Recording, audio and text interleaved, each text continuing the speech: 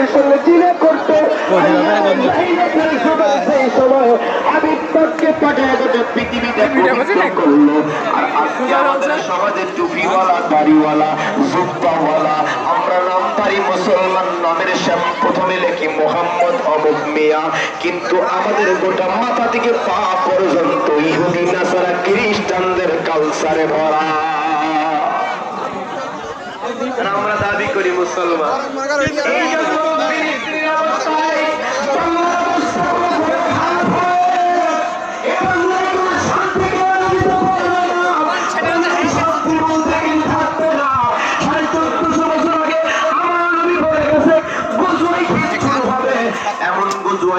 শুরু হবে, যাকে বলা হয় গজওয়াই হিন্দ।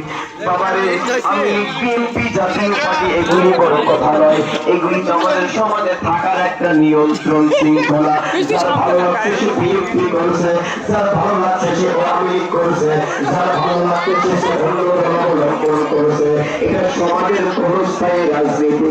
1450 বছর আগে আমার নবী বলে গেলেন, গজওয়াই হিন্দ গোটা বিশ্বের জমিনে বিযুদ্ধ লেগে যাবে। এক ভাই অপর ভাইকে হত্যা করবে, কেন হত্যা করবে সেটা তা জানবে না। ভাই ভাইকে হত্যা করছে কেন এটা তাদের খবর নাই। বাবা সন্তানকে হত্যা করছে, কেন হত্যা করলো নিজেরা জানে না।